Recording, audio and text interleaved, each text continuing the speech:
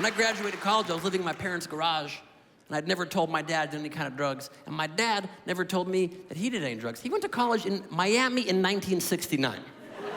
Woodstock, marched naked through his fucking apartment. Never touched drugs, right? So there's one day we had plans to go play golf, this little shitty 3-par golf course. I decided I was gonna share. My dad comes in the garage and I go, Pop, I've got pot brownies, if you're interested.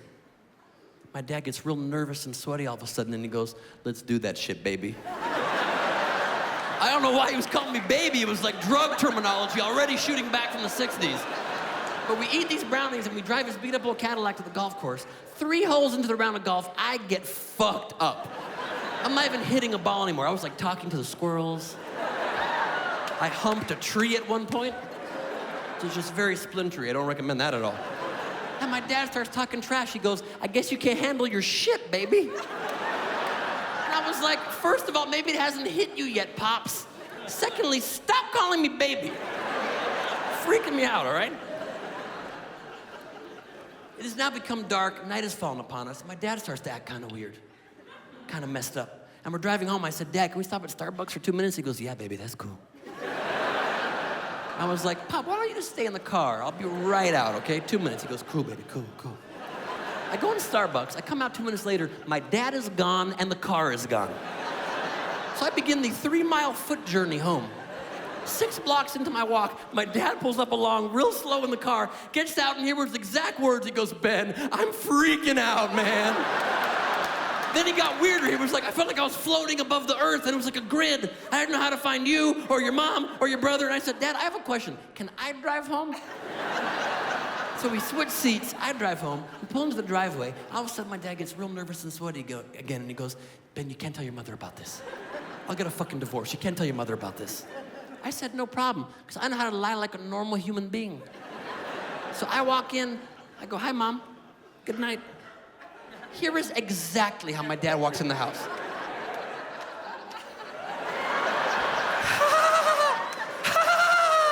What? I said, Mom, Dad ate pot brownies. I don't want to think you accidentally killed a guy on the way home. Stuffed his body in the trunk or some shit. 3 o'clock in the morning, my dad's sleeping on the living room couch. I woke him up and I said, Dad, I guess you can't handle your shit, baby. Felt good. Felt very good. But then, cut to about 10, 12 years later, just 6 months ago, I was at my parents' house with my brother and sister-in-law and a little, almost 2-year-old nephew, having a nice, lovely family time. I decided I'm gonna eat 2.5 pot cookies. Seemed like the right thing to do when hanging out with your family. I ate 2.5 pot cookies. We're sitting there in the living room, having a nice family conversation, and I begin to die. I'm 100% dying right here. I know I'm dying, but they're having such a fun time. I don't want to interrupt the family time with my death. I want to die quietly in the corner, let them enjoy their time. So I'm 100% dying here in the corner. And eventually my mom notices this and says, are you okay? And I said, well, now that you bring it up, Mom, I am not okay. Could you by chance bring me a drink? She's like, anything you want. I said, by chance, could you bring me a water and a tea and a Sprite and a ginger ale? She brought me all 4 of those beverages, which I drank very quickly, and then ran to the back of the house where I began to projectile vomit into a bucket, because I'm a gangster, okay?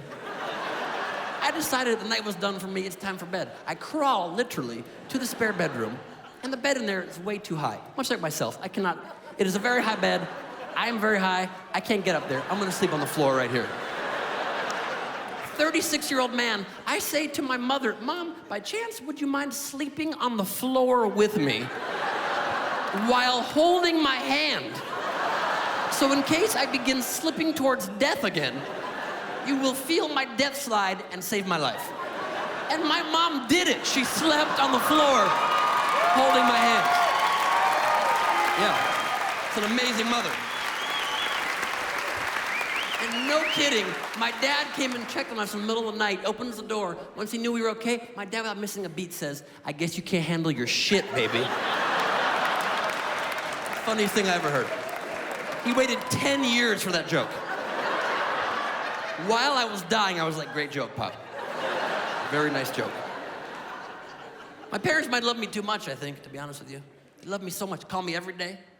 Calls are always very intense. Benny, what are you doing?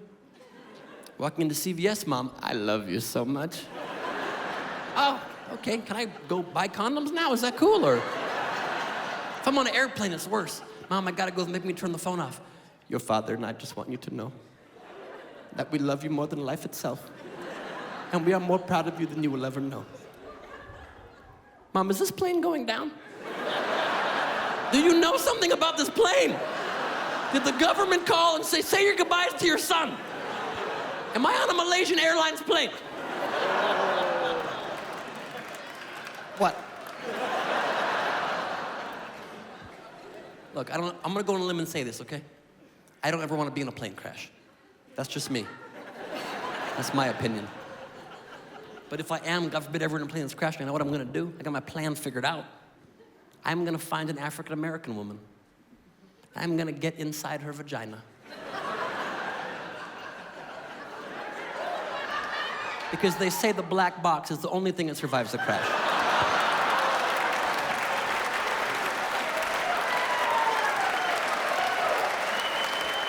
I don't know if it's true. I don't know if it's true. But even if it's not true, it's a pretty good way to go, you know what I mean? Pretty good way to go. Obviously, the main reason I'm here is to encourage you to adopt. Yes, yes.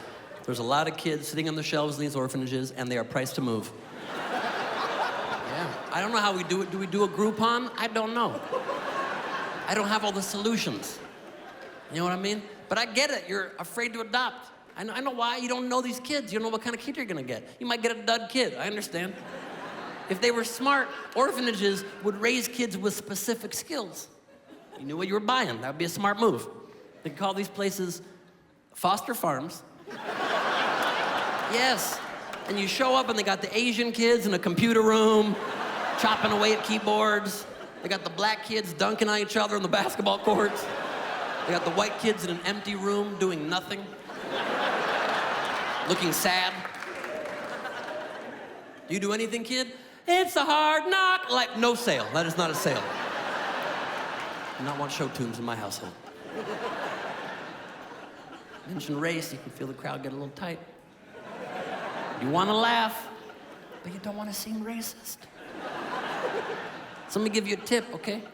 2 tips. How you know whether or not something you hear in life is a racist or not. Tip number 1, it's not racist if it's a compliment. Asians are great at computers. What a nice thing for me to say. No black person's gonna say to you, excuse me, did you say I'm great at basketball? How dare you, sir? Tip number 2, it's not racist if it applies to everybody. Black people love chicken. Everybody loves chicken. Chicken tastes fucking amazing. What a lovely stereotype to have. I wish people thought my people fucking love chicken.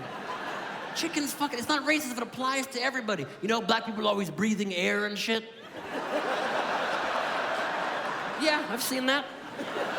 You know, when black people come back from a long run, they're always like, I'm thirsty.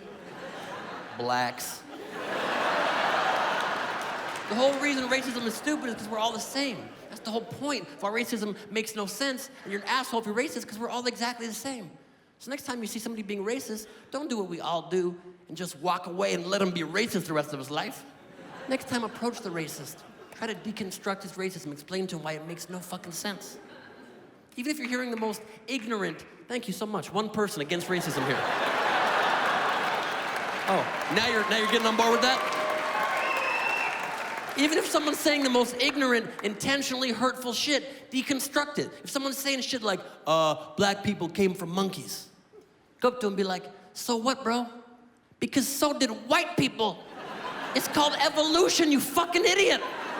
Clearly it hasn't hit you yet, but it's a real fucking thing. You ever seen the chart? We used to be monkeys, now we're fucking people. Most of us do monkey things all the time. Most of us shave every day to get rid of hair that is growing monkey style all over our bodies. I do monkey shit all day long. I love bananas. When I get angry at people, I throw my shit at them. You lose friends, but you make your point. Don't forget that argument. I was in a debate with Ben, thought I was winning, then I got shit in the face. He won that debate. He is a very good debater. Did not see that coming at all.